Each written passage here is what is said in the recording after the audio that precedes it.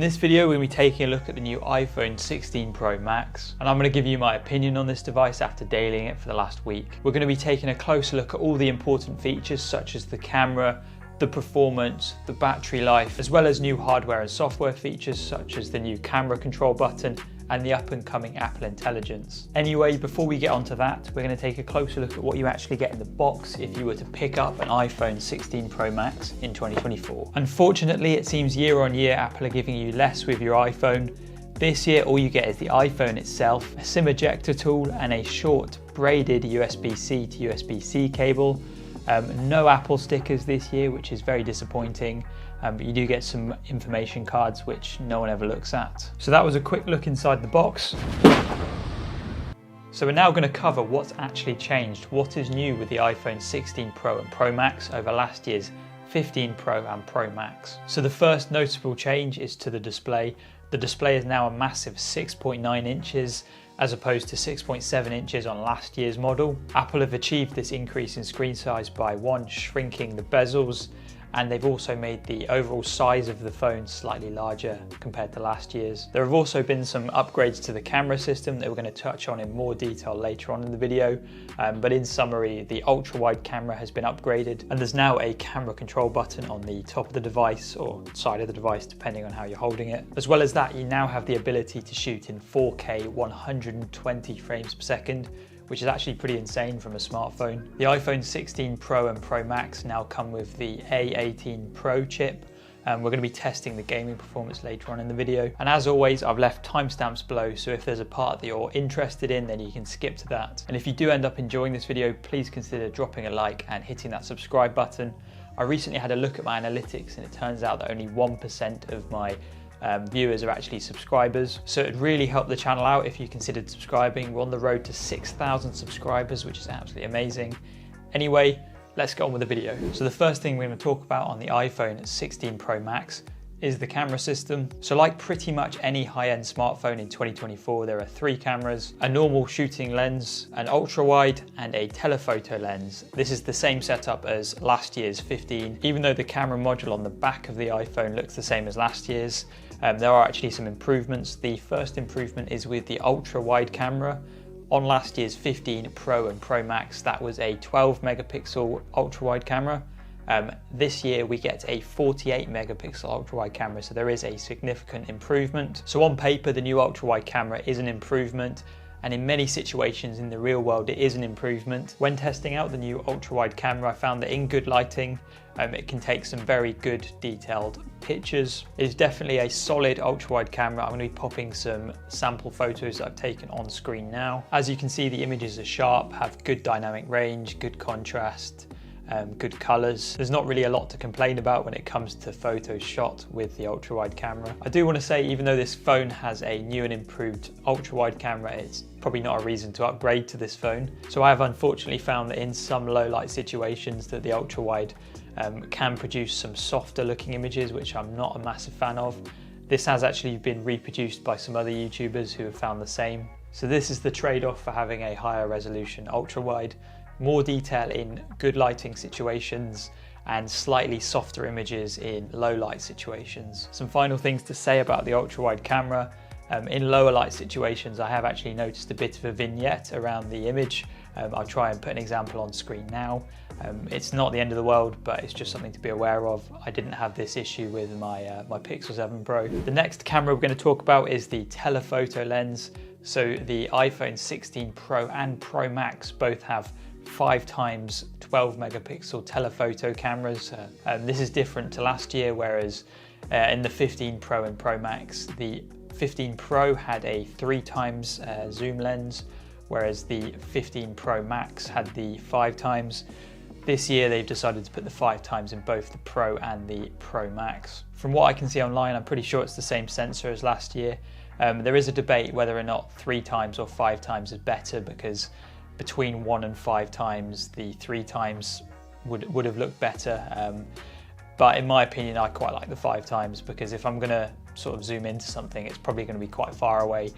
So I'm happy with the 5x. It takes good images. The main camera sensor on the 16 Pro and Pro Max is pretty similar to last year. I think you're going to find it hard to sort of tell the difference if you have like an image from the 15 Pro and the 16 Pro next to each other. On paper, the sensors are very similar, same 48 megapixels, same aperture.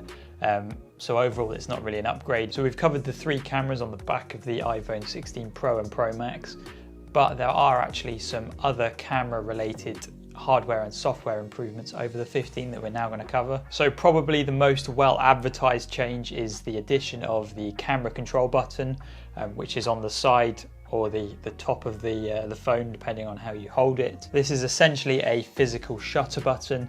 You can press it from anywhere within the phone and it'll activate the camera. Once in the camera app, you can essentially half press on the button to toggle through a bunch of different options such as exposure, zoom. You can essentially use this button to zoom in and out in photos, and then a full press down on the button will take a photo. So from what I've heard online, most people's opinion of this button is that it's pointless.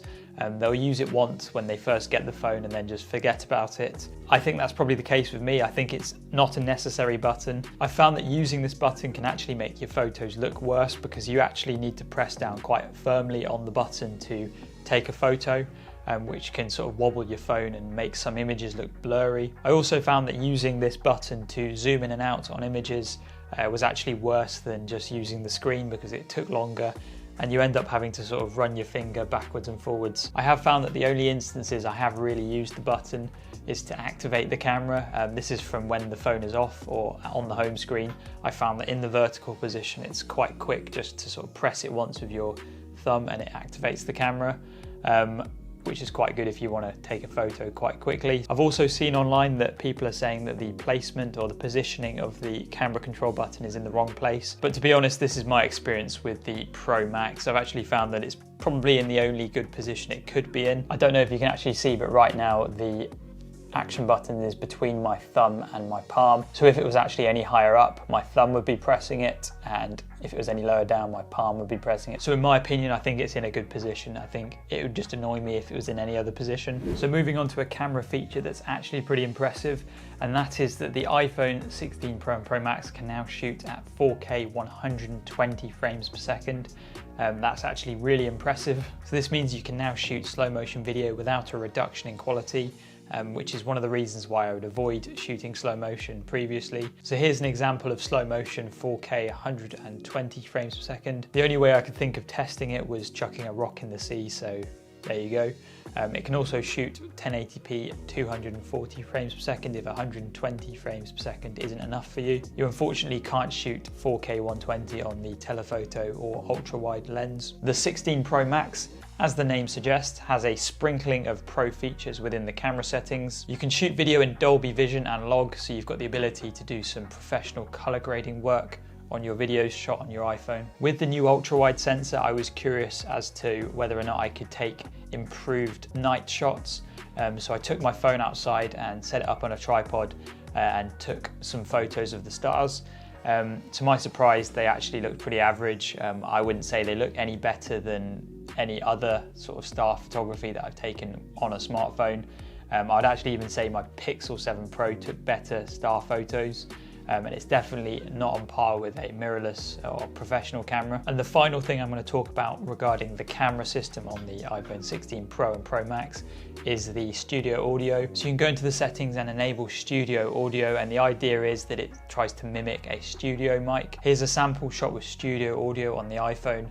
Let me know what you think. So this is some test footage testing the new studio microphones on the iPhone 16 Pro Max. Let me know what you think. Does it sound any better? Does it sound like a studio mic? No idea. We're now going to talk about the display on the 16 Pro and Pro Max. So on both the 16 Pro and Pro Max, the screen has increased in size by 0.2 inches. So on the Pro Max, we now have a 6.9 inch display, up from 6.7 inches. This increase in screen size is achieved by shrinking the bezels and making the overall size of both phones slightly larger, but in the hand it's not too noticeable. And like last year, both screens can reach 2000 nits peak brightness, and are both 120 Hz. The only other difference that I've seen mentioned online is that the 16 Pro and Pro Max can reach the 2000 nit peak brightness for longer because of improved cooling. So we're now going to talk about the battery life of the 16 Pro Max. So on paper, this should have longer battery life than the 15 Pro Max, and that's for two reasons. The first being that the actual battery capacity is larger. The battery size has increased from 4,441 milliamp hours to 4,685 milliamp hours. As well as battery capacity, the A18 Pro chip is actually more efficient than last year's chip. So last week I tested the battery life of this phone. I was on night shifts at work, and I do have to use my phone occasionally at work. And each morning when I got home, I was on at least 40% battery.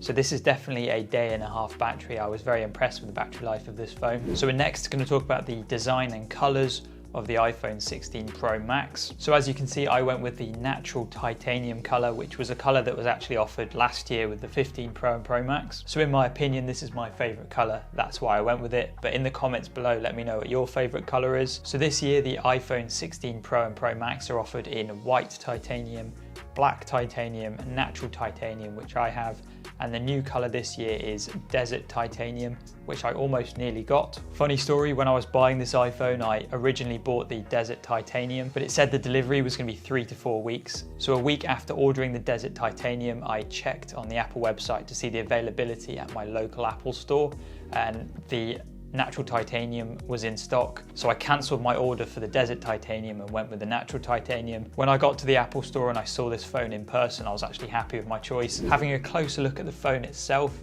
the edges are made out of titanium, which was one of the big selling points from last year. On the left side of the device, there are volume buttons and the action button, which was introduced last year, and you can program this to activate a whole bunch of different things. A bit further down there is a SIM card tray. In the UK we're still using physical SIMs. Moving to the bottom of the device, there are 2 speaker grills and a USB-C port for charging and data transfer. Moving to the right hand side of the device, there is the power button, and below that is the camera control button. There's nothing interesting on the top of the device. The back of the phone is a frosted glass, and then there's the camera module, which has 3 cameras, the LiDAR sensor, a microphone and a flash, which can also double up as a flashlight torch. We're next going to talk about the performance of the iPhone 16 Pro and Pro Max. So both these new iPhones are powered by the new Apple A18 Pro chip, which is supposed to be about 17% faster than last year's 17 Pro. So I've probably already mentioned, but the phone that I was using before I got this iPhone was the Google Pixel 7 Pro. So my benchmark for speed and performance is the Pixel 7 Pro because that's what I used. And I'm going to say that just for day-to-day use, as in opening web browsers, using social media, YouTube, I wouldn't say that this phone feels much quicker, even though this does have a much more powerful chip inside. So the only places I've really noticed that increase in performance is in processor intensive apps, such as video editing and gaming. For example, I've started using an editing app called LumaFusion to edit videos, and this edits videos really smoothly. So for video editing, this phone is perfect, especially the Pro Max with the larger screen. It rarely overheats because this has a new thermal design compared to last year, and the processor's that powerful that there's no frame drops, and rendering's really quick. So for video editing, this is probably the best phone for video editing. So the other situation where the performance of this phone really shows is gaming. So obviously with this phone, you're able to run pretty much every mobile game almost perfectly. For example, I was playing Call of Duty Mobile, 120 frames per second, it ran really well. But for newer Apple devices, I think from the 15 Pro and the 16 and the 16 Pro, Apple has been introducing AAA games to the App Store. I know Capcom have released a few games into the App Store. The new Resident Evil 4 is now on the App Store, so I downloaded the new Resident Evil 4 onto my phone. I was like, wow, that's crazy. This is like an Xbox game. I was literally playing this game on my Xbox, and now I can run it on my phone. So I downloaded Resident Evil 4 onto my phone to test it out, and yes, it runs okay. It actually runs pretty well for a phone.